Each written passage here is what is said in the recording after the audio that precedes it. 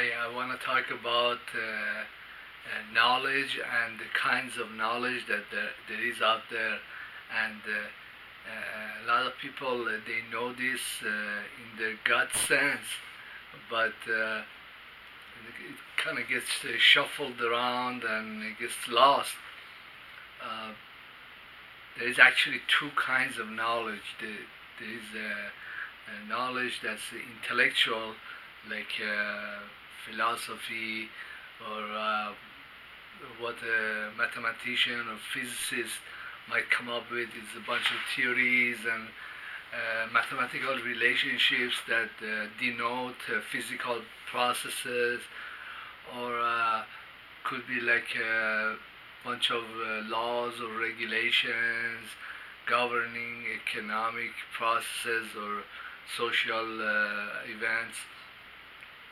But this knowledge is now very valuable because when it comes time for people to make the actual decision, when it comes down to the time that you have to actually take your credit card out and pay for something, or when you have to take out your checkbook and purchase a place, or when people get together and want to make a major political decision, or when people are getting married and the last rites makes or breaks the marriage, then it really comes down to people making a total assessment of everything that's going on. At these junctions, at these points, things suddenly turn the other way, because what really governs or makes the final decision is not what it goes in your head, what goes on in your heart, and that's when things often fall apart, or people or societies make strange decisions that had nothing to do with all the discussions and all the preludes to this decision. So there is other stuff that's going on that's irrelevant to the intellectual discourse or discussion. This is actually what in the Islamic philosophy or in the Sufi tradition they call it ilm laduni. Ilm laduni means like innate knowledge that's not has nothing to do with the existing conditions or laws. It's more like heartfelt conditions, or innate moral code that's implicit in yourself, but then it's kind of sitting there dormant, and then it pops out. And a lot of people that I kind of see this on and off. For example, they have gone, they participated in foreign wars, and for example, they have gone into other countries. They've killed people and burned buildings or blow up bridges.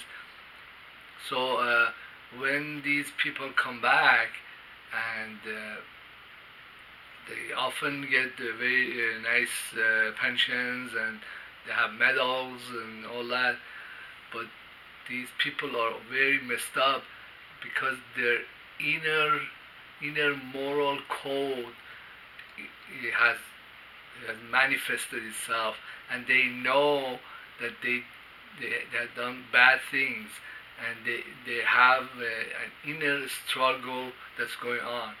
One is the crap that the society told them, hey, this is wonderful thing, we need to overthrow Saddam and burn Iraq down, and then but the other one, that's their own moral code. They were raised to be a good person, to be contribute, to be a loving person, and this person went there and did all this stuff, and now they're back and well,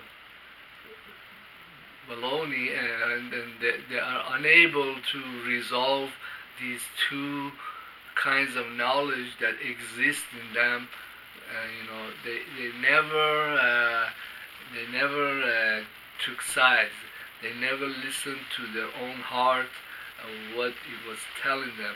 So there actually is a reason God gave us a heart to make these difficult decisions and stick by them.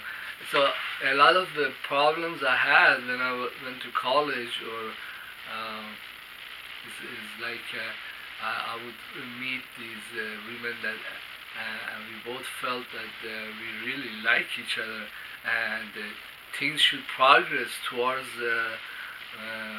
many dates or sleep together or even marriage. But then I would abruptly get dumped. And then after like a few times this has happened, well, I noticed that at the time it was a lot worse than it's now. All the animosity and hostility that was going on between Iran and the United States, and the government and their media endlessly pumping the public with propaganda or with war making, for demonizing Iranians and Muslims, for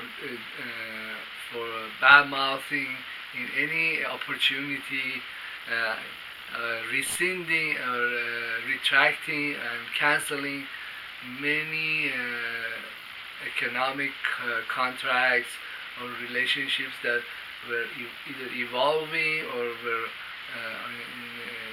in final stages. So what this is the same thing as the conflict that these soldiers had, is the intellectual knowledge or a false education or false beliefs that's in conflict with the reality, with what your own heart is telling you, what your own actual relationship indicate that this is the case. I mean, on personal level, I've been the loser for many years, but I think this happens, this goes on, but with many people. Well, I guess there is an expression in Wall Street. It says like the bulls will be the winners, the bears will be the winners, and the sheep will get slaughtered. The sheep are usually the average Joe, is very complacent and goes along with either or other philosophies that go on in society. They never take sides. They don't listen to this, because if they did, this would tell them exactly where they belong or which camp. And then when the chips fall, these are the guys that nobody knows what to do with them, so they'll just slaughter them first, see what resources or what valuables we can extract from them. Then the bears and the bulls will decide, where this money should go or where this resource should go. Anyhow, this discussion has been going on in history, and I was listening to some of the news. I guess Peter Schiff talks about it too, that really going to college doesn't mean much.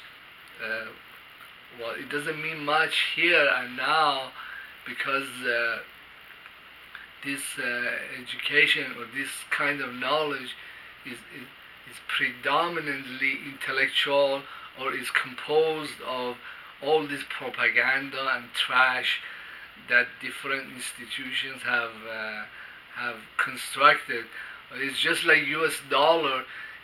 there is all this fraud and militarism that's kind of wrapped up in this money, and it's a toxic kind of money, or it's a toxic bond. But the first thing it needs to lose, it needs to lose all this history and all these false beliefs. In fact, if you look at the American foreign policy and the stuff that it's doing, you see that almost everything that they're doing is bad for Americans. For example, their endless support for Wahhabis and Zionists is not good for American businesses. It doesn't do anything for American tourism.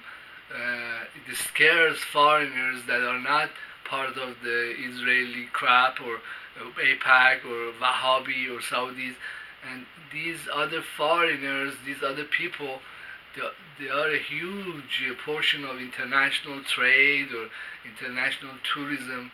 And when Trump goes around and calls like African countries like the shitholes, or they call the Caribbean countries the crap countries, or it insults many different people that are not part of this dominant contributors like APAC. It actually these beliefs, these ideas that they operate on, it actually damages U.S. Tourism, damages U.S. trade.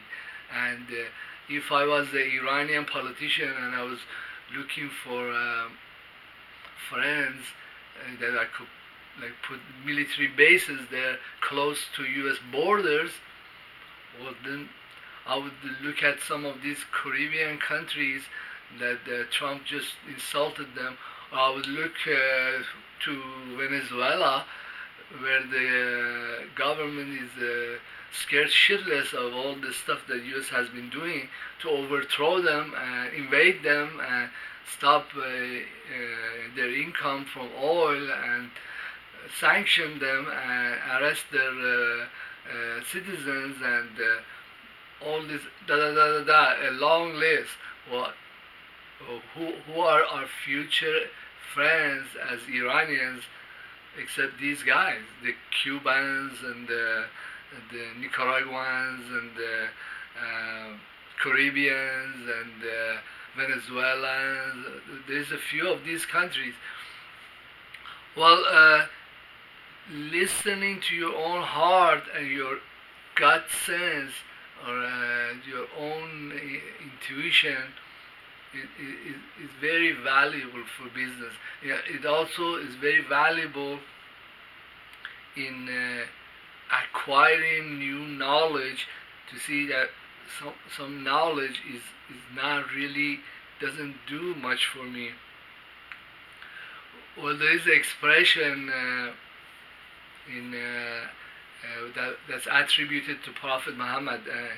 He says that knowledge is not to the extent of book learning, to the extent of listening to propaganda, to what the prevalent philosophies or ideas or interests that are all around us, but is a light that God puts in the heart of whoever God wishes. It's a form of enlightenment. It is a form of looking at a lot of information and see what information is false, is not good for me or for anybody, and dumping those things. This ability is very important, and this is an ability that artificial intelligence cannot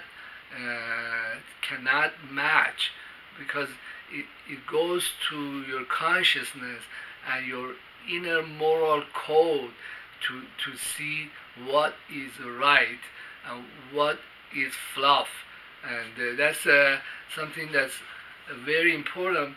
Well then, what happens to a lot of people? They fall into the prestige trap that assuming that this intellectual knowledge is very important. I guess that's a canon fodder for many universities or institutions, but when it comes down, people have to decide. That's when the other gear kicks in.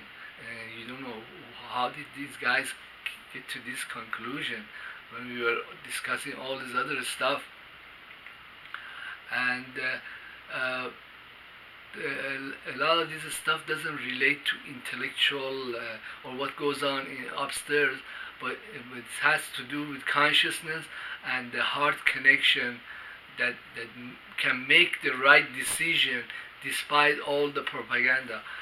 Well, thank you very much for being in my YouTube channel. Please leave comment and subscribe. Yeah, if some feedback would be nice. Thank you.